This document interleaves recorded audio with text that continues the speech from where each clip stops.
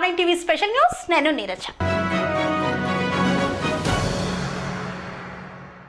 అతని ఒక మహాసైన్యం ఉద్యమాల చరిత్రలో ఒక చారిత్రాత్మక అధ్యాయం. అతను ఘన విజయాలు, ఘనకీర్తి, స్ఫూర్తిదాయకుడు, ప్రజల గుండె సవ్వడి. అతను 3 అక్షరాల మిస్సైల్, పకడ్బందీ వ్యూహాల ప్రతిరూపం, వెన్ను చూపని వ్యక్తిత్వం, ఇచ్చిన మాట తప్పని నైజం, అనితర సాధ్యం. అతని పరిజ్ఞానం అమోఘం, అర్థమయ్యేలా చెప్పగలిగే నైపుణ్యం, సాహితీ పరిజ్ఞానం, కవితలు, సామెతలు కలగలిసిన ప్రసంగం, ఒక బక్క పలుచటి మనసులో బలమైన దృఢమైన ప్రత్యేకతల సమాహారం.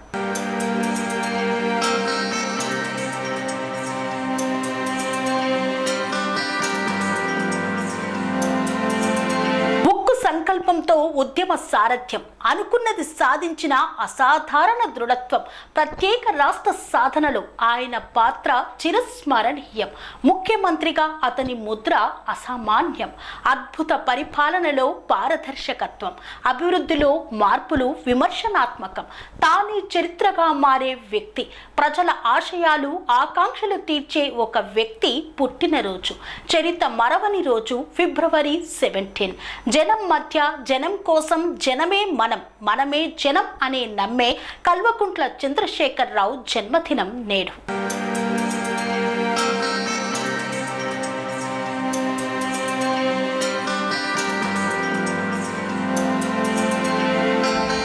కేసీఆర్ అంటే కేవలం 3 అక్షరాలే కాదు, 4 కోట్ల మంది ప్రజల గుండె చప్పుడు. ప్రత్యేక తెలంగాణకు ఊపిరినిచ్చిన వ్యక్తి. కేసీఆర్ చచ్చుడు, తెలంగాణ వచ్చుడు అనే నినాదంతో ఉద్యమాన్ని పరిగెత్తించిన శక్తి. సుమారుగా 13 ఏళ్ల పాటు తెలంగాణ ఉద్యమాన్ని తన భుజాలపై నడిపించిన యోధుడు. రాష్ట్రాన్ని సాధించడమే కాకుండా 10 ఏళ్లు రాష్ట్రాన్ని ప్రగతి పదంలో నడిపించిన లీడర్. నేడు కేసీఆర్ పుట్టినరోజు సందర్భంగా కేసీఆర్కి హార్దిక జన్మదిన శుభాకాంక్షలు తెలుపుతూ R9 టీవీ ప్రత్యేక కథనం.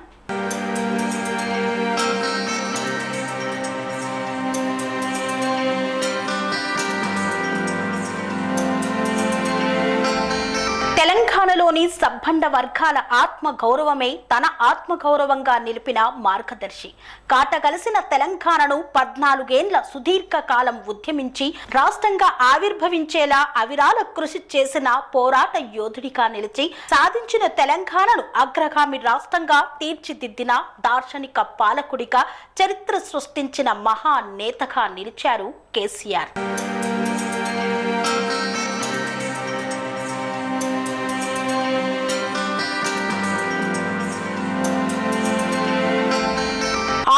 దశాబ్దాల పాటు ఆశలన్నీ అడిగంటిపోయి నిశ్శబ్ద నిషీదిలో కాలం వెల్లదీస్తున్న తెలంగాణకు కేసీఆర్ వెలుగు దివ్యగా మారారు.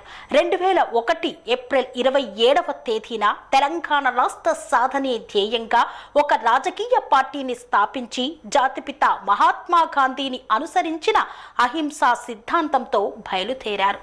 తెలంగాణ కోసం మహామహులే ఏమీ చేయలేక చతికిల పడితే గీ బక్కపలచని మనిషి ఉప ప్రాంతీయ పార్టీని స్థాపిస్తే ఆయన వెనక ఎవరు నడుస్తారు అని ఈసడించుకున్న కాలాన్ని తన కార్య దీక్ష దక్షలతో నమ్మికను కుదిర్చి తన వెంట నడవకుండా ఉండలేని అనివార్యతను సృష్టించారు. తెలంగాణలో పుట్టిన ప్రతి బిడ్డ తెలంగాణ కోసం గలమెత్తి జై తెలంగాణ అని దిక్కులు పిక్కటిల్లేలా నినాదించేలా చేశారు. తెలంగాణ అంతటా పక్షిలాగా తిరిగారు. ప్రజలను జాగృతం చేశారు. ప్రతి రాజకీయ పార్టీ తలుపు తట్టారు. ఆర్ఎస్ఎస్ నుండి ఆర్ఎస్యు దాకా, ప్రాంతీయ పార్టీల నుండి జాతీయ పార్టీల దాకా ప్రతి ఒక్కరూ తెలంగాణకు అనుకూలంగా విధాన నిర్ణయం తీసుకునేలా చేసిన వ్యూహకర్త కేసీఆర్. ఎన్నికల్లో పొత్తులైన, ప్రజాస్వామ్య వ్యవస్థలో ఎన్నికలైన, రాష్ట్ర సాధనలో అస్త్రంగా మలిచిన పదునైన వ్యూహ చరిత కేసీఆర్ది. 14 ఏళ్ల సుదీర్ఘ పోరాటంలో ప్రతి మనిషిని తెలంగాణ ఆయుధంగా తీర్చిదిద్దారు. తుదకు దగాపడ్డ తెలంగాణను దరికి చేర్చారు కేసీఆర్.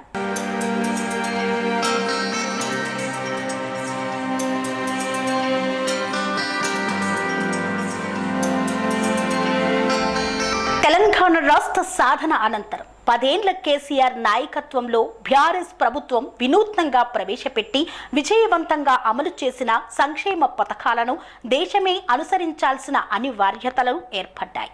తెలంగాణ ప్రజల పట్ల కేసీఆర్లో ఉన్న మానవీయ దర్శనానికి నిదర్శనం. ఆసరా పింఛన్లు మొదలుకొని కంటి వెలుగు దాకా, కేసీఆర్ కిట్ మొదలుకొని కేసీఆర్ న్యూట్రిషన్ కిట్ దాకా, రైతు బంధు మొదలుకొని నీటి తీరువ రద్దు దాకా, చేనేత కల్లుగీత కార్మికుల బీమా మొదలుకొని రైతు బీమా దాకా, గొర్రెల పెంపకం మొదలుకొని చేపల పంపకం దాకా, ఇలా కేసీఆర్ అమలు చేసిన ప్రతి పథకంలో ప్రజల సంక్షేమం ఉంది. ప్రతి విధానంలో తెలంగాణ గతిని మార్చిన నినాదం ఉంది.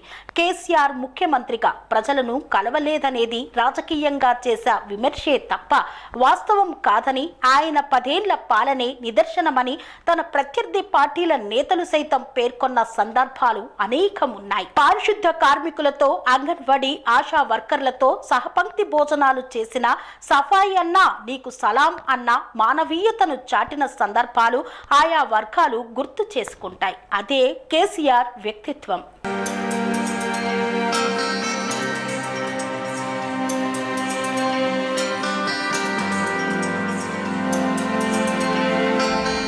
గెలుపు ఓటమి, అవమానాలు పొగడ్తలు అంతా అయిపోయిందని అనుకునే సమయంలో నిప్పురవ్వాలా తిరిగి పైకి లేచే తత్వం కేసీఆర్.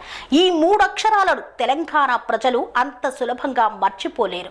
ఫిబ్రవరి 17వ తేదీన కేసీఆర్ పుట్టినరోజు సందర్భంగా ఆయన జీవితంలోని కొన్ని ముఖ్యమైన ఘట్టాలను, ఆసక్తికర విషయాలను ఇప్పుడు మనం తెలుసుకుందాం. 1954 ఫిబ్రవరి 17వ తేదీన కల్వకుంట్ల రాఘవరావు వెంకటమ్మ దంపతులకు ప్రస్తుత సిద్దిపేట జిల్లా చింతమడక గ్రామంలో జన్మించారు కల్వకుంట్ల చంద్రశేఖరరావు.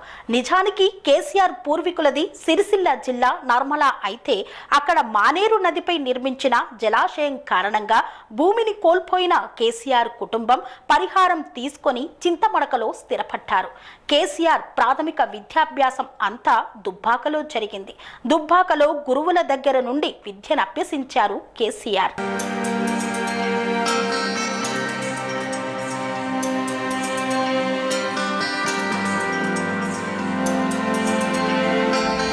ఆ తర్వాత హై స్కూల్లో చదువు కోసం కేసీఆర్ సిద్దిపేట వెళ్లారు. అక్కడ హై స్కూల్ విద్యను పూర్తి చేశారు. 1969లో 14 ఏళ్ల వయసులో ఉన్నప్పుడే ఆయనకు శోభితాతో వివాహం జరిగింది. వివాహం తరువాత సిద్దిపేటలోని ప్రభుత్వ డిగ్రీ కాలేజీలో చరిత్ర, రాజనీతి శాస్త్రం, తెలుగు సాహిత్యంలో BA పూర్తి చేశారు. చదువుకునే రోజుల నుండే కేసీఆర్కు నాయకత్వ లక్షణాలు, రాజకీయంపై ఆసక్తి ఉండేది.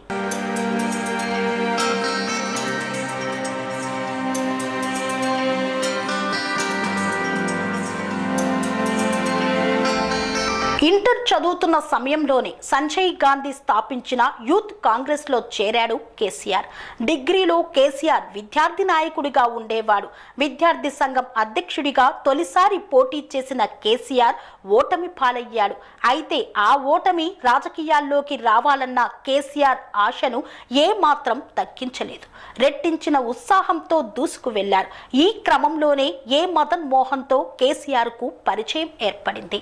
డిగ్రీ పూర్తి కాగానే మదన్ మోహన్ దగ్గర శిష్యుడిగా చేరాడు. మదన్ మోహన్తో ఏర్పడ్డ సాన్నిహిత్యమే కేసీఆర్లో తెలంగాణపై ఆసక్తి మొదలైంది. 1978లో వచ్చిన మధ్యంతర ఎన్నికల్లో మదన్ మోహన్ తరపున కేసీఆర్ ప్రచారాలు చేపట్టారు. ఆ సమయంలో ఆయన ప్రసంగాలకు ప్రజలు పెద్ద ఎత్తున ఆకర్షితులయ్యారు. 1980లో సంజయ్ గాంధీ మరణం తర్వాత కేసీఆర్కి ఏం చేయాలో అర్థం కాలేదు.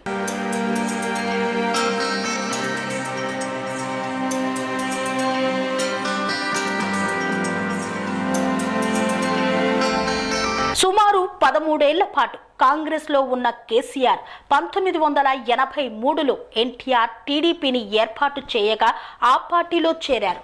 కేసీఆర్లోని నాయకత్వ లక్షణాలు చూసిన ఎన్టీఆర్ 1983లో తొలిసారి సిద్దిపేట నుండి ఎమ్మెల్యేగా పోటీ చేసే అవకాశం ఇచ్చారు. అయితే కేసీఆర్ తన గురువు మదన్ మోహన్ పై పోటీ చేయాల్సిన పరిస్థితి వచ్చింది. ఈ ఎన్నికల్లో మదన్ మోహన్ పై కేవలం 877 ఓట్ల తేడాతో ఓటమి పాలయ్యారు. 1985లో సిద్దిపేట నియోజకవర్గం నుండి తొలిసారి ఎమ్మెల్యేగా గెలిచారు.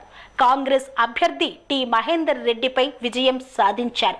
ఆ తర్వాత 1987-88 మధ్యలో రాష్ట్ర సహాయ మంత్రిగా పనిచేశారు. కరువు నియంత్రణ మంత్రిత్వ శాఖ మంత్రిగా 1988 నుండి 89 మధ్యలో పనిచేశారు కేసీఆర్.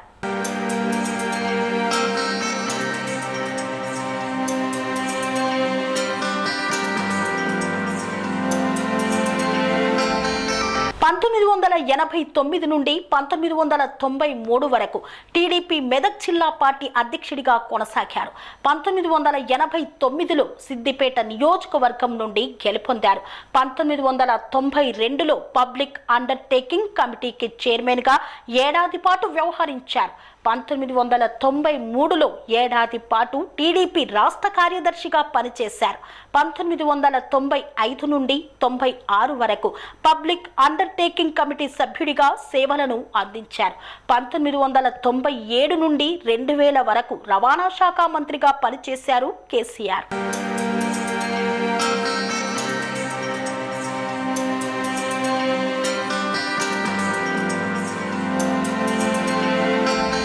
కేసీఆర్ రాజకీయ జీవితాన్ని 1999వ సంవత్సరం మలుపు తిప్పిందని చెప్పడంలో ఎలాంటి సందేహం లేదు. 1999లో ఉమ్మడి రాష్ట్రంలో చంద్రబాబు హయాంలో టీడీపీ మరోసారి అధికారంలోకి వచ్చింది. ఈ సమయంలోనే చంద్రబాబు సిబిఐ మాజీ డైరెక్టర్ విజయ రామారావు టీడీపీలో చేరారు. 1999 ఎన్నికల్లో విజయ రామారావు ఖైరతాబాద్ నుండి విజయం సాధించారు. ఆ సమయంలో చంద్రబాబు విజయ రామారావుకు మంత్రివర్గంలో స్థానం కల్పించి కేసీఆర్కు డిప్యూటీ స్పీకర్గా పదవినిచ్చారు.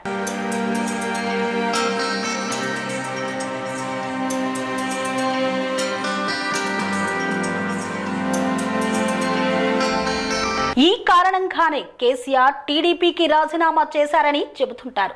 అయితే కేసీఆర్ మాత్రం ప్రత్యేక తెలంగాణ రాష్ట్ర సాధన లక్ష్యంగా ఈ నిర్ణయం తీసుకున్నారని ఆ పార్టీ నేతలు చెప్పుకుంటారు. 1991 నుండి 2001 వరకు డిప్యూటీ స్పీకర్గా సేవలందించిన కేసీఆర్ 2001లో టీడీపీ సభ్యత్వానికి ఎమ్మెల్యే పదవికి రాజీనామా చేసి టీఆర్ఎస్ పార్టీని ఏర్పాటు చేశారు. 2003లో న్యూ స్టేట్స్ నేషనల్ ఫ్రంట్ కన్వీనర్గా సేవలను అందించారు. 2004లో 14వ లోక్సభ ఎన్నికల్లో కరీంనగర్ నుండి గెలుపొంది తొలిసారి ఢిల్లీకి వెళ్లారు. ఆ తరువాత కేబినెట్ హోదాలో కార్మిక మంత్రిగా సేవలను అందించారు. అయితే 2006 సెప్టెంబర్ 23న లోక్సభకు రాజీనామా చేసిన కేసీఆర్ అదే ఏడాది డిసెంబర్ 7న జరిగిన ఉప ఎన్నికల్లో కరీంనగర్ నియోజకవర్గం నుండే గెలుపొందారు.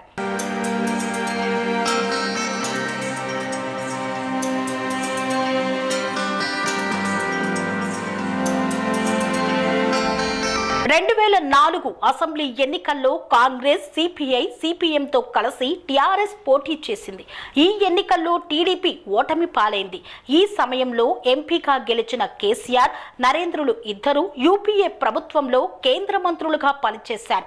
రాష్ట్రంలో కెప్టెన్ కాంతారావు, హరీష్ రావు, నైని నరసింహారెడ్డిలకు మంత్రి అవకాశం ఇచ్చారు వైఎస్ఆర్. అయితే 2006లో కాంగ్రెస్ విధానాలు నచ్చని కేసీఆర్ యూపీఏ నుండి వైదొలగి ఎంపీ పదవికి రాజీనామా చేశారు. కరీంనగర్ నుండే మళ్లీ పోటీ చేసి విజయం సాధించడం విశేషం.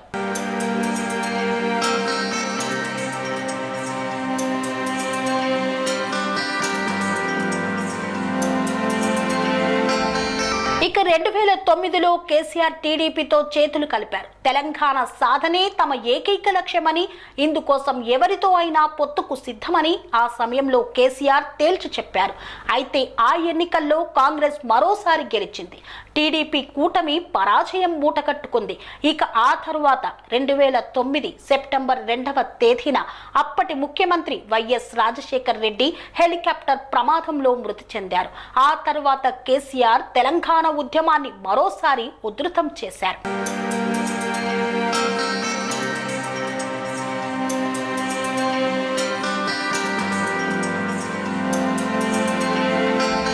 2009 2009 నవంబర్ 29వ తేదీన కేసీఆర్ చచ్చుడో తెలంగాణ వచ్చుడో అన్న నినాదంతో సిద్దిపేటలో ఆమరణ దీక్షకు సిద్ధమయ్యాడు. ఈ క్రమంలో కరీంనగర్ నుండి సిద్దిపేటకు వస్తున్న కేసీఆర్ ను పోలీసులు అరెస్టు చేసి ఖమ్మం జైలుకు తరలించారు. అరెస్టు చేసిన తన దీక్షను కొనసాగిస్తున్నట్లు కేసీఆర్ స్పష్టం చేశారు.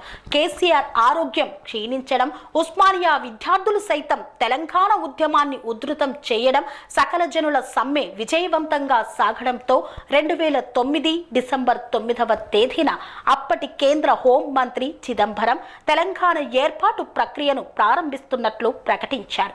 దీంతో కేసీఆర్ దీక్షను విరమించారు. ఆ తరువాత సీమాంధ్ర నాయకుల ఒత్తిడి, సమైక్యాంధ్ర ఉద్యమం నేపథ్యంలో కొన్ని రోజులు ఆగిన తెలంగాణ ఏర్పాటు ప్రక్రియ 2014లో వేగం పెరిగింది. 2014 ఫిబ్రవరి 18వ తేదీన లోక్సభలో తెలంగాణ బిల్లును ఆమోదించారు. ఫిబ్రవరి 20వ తేదీన రాజ్యసభలో కూడా ఈ బిల్లును ఆమోదం లభించింది. మార్చి 1వ తేదీన రాష్ట్రపతి ఆమోదం తెలిపారు. దీంతో 2014 జూన్ 2వ తేదీన అధికారికంగా తెలంగాణ రాష్ట్రం ఏర్పడింది.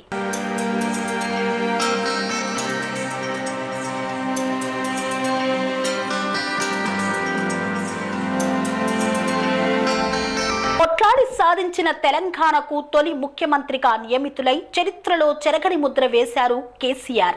2014 ఎన్నికల్లో టీఆర్ఎస్ 63 స్థానాల్లో విజయం సాధించింది. తెలంగాణ రాష్ట్రాన్ని అధికారికంగా ప్రకటించిన రోజే కేసీఆర్ ముఖ్యమంత్రిగా ప్రమాణ స్వీకారం చేయడం విశేషం. ఇక 2018లో 6 నెలల ముందే ఎన్నికలకు వెళ్లిన కేసీఆర్ మరోసారి విజయం సాధించారు. ఈసారి స్థానాలు మరింత పెరిగాయి. టీఆర్ఎస్ ఏకంగా 88 స్థానాల్లో గెలిచి విజయ దుందుబిని మోగించింది.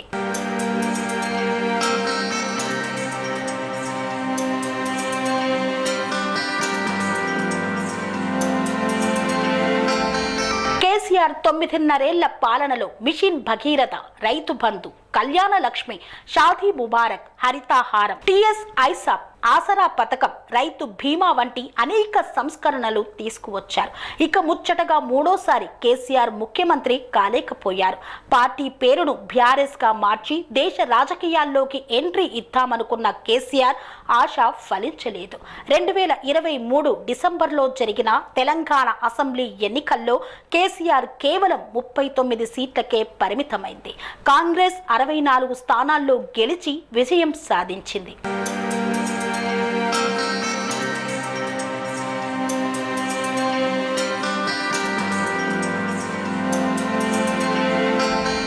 తెలంగాణ రాష్ట్ర ఉద్యమంలో రాష్ట్ర సాధన అనంతరం అనేక సందర్భాల్లో కేసీఆర్ తన యొక్క అభిప్రాయాన్ని అక్షరాలా ఆవిష్కరించారు. దేశంలో ప్రతి ఒక్కరూ అనుసరించేలా మార్గం వేశారు. 2.5 దశాబ్దాలుగా ఆయన పేరు తలుచుకోకుండా తెలంగాణ బిడ్డలు, ఆయన నామస్మరణ చెయ్యకుండా ప్రత్యర్థులు ఒక్కరోజు వెళ్లదీయలేకుండా ఉండలేని అనివార్యతను సృష్టించారంటే అతిశయోక్తి కాదు. ఉమ్మడి రాష్ట్రంలో ద్వితీయ శ్రేణి ప్రాంతంగా ఉన్న తెలంగాణను, ద్వితీయ శ్రేణి పౌరులుగా ఉన్న తెలంగాణ ప్రజలను, అసలు ఏ శ్రేణో తెలియకుండా ఉన్న రాజకీయ నాయకులను ఇదేరా తెలంగాణ అని గల్లా ఎగరవేసి నిలిపిన దీశాలి ముమ్మాటికి కేసీఆర్. ఇది ఆయన ప్రత్యర్థులు సైతం కాదనలేని సత్యం. అందుకే తెలంగాణ ఉద్యమ నేత కల్వకుంట్ల చంద్రశేఖరరావు విజయ దుందుబికి ఆయన కృషిని గుర్తిస్తూ ఆయన జన్మదినం సందర్భంగా మరొక్కసారి హార్దిక జన్మదిన శుభాకాంక్షలు తెలుపుతోంది TR9 టీవీ.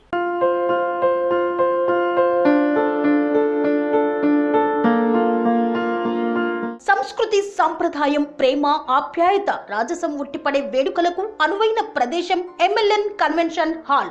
కని విని ఎరుగని రీతిలో జరిగే మీ ఇంటి కళ్యాణ వైభోగానికి అందమైన కళ్యాణ వేదిక MLN convention hall. MLN convention hall ప్రత్యేకతలు: సువిశాలమైన wedding halls, centralise AC banquet hall మరియు విశాలమైన డైనింగ్ హాల్, వధువరుల కోసం ప్రత్యేక AC మరియు నాన్ AC గదులు, నక్షత్రాల వెలుగులో పచ్చని పచ్చికపై పార్టీల కోసం అనువైన గార్డెన్. MLN కన్వెన్షన్ లో CCTV పర్యవేక్షణతో పూర్తి భద్రత. 2000 వాహనాలు పార్కు చేసేందుకు సువిశాల పార్కింగ్ సౌకర్యం. మీ ఇంట జరిగే అన్ని శుభకార్యాలకు, పెళ్లి, reception, engagement, birthdays, get together, corporate events, ఏ ఇతర శుభకార్యాలకైనా అందమైన వేదిక MLN కన్వెన్షన్ హాల్. బుకింగ్ కోసం సంప్రదించండి 7550438888 మరియు 7550428888. మా అడ్రస్ చీర్యాల లక్ష్మీ నరసింహస్వామి దేవాలయం ప్రక్కన, near outer ring road, Keesara junction, Cheeryal గ్రామం, మేడ్చల్ జిల్లా.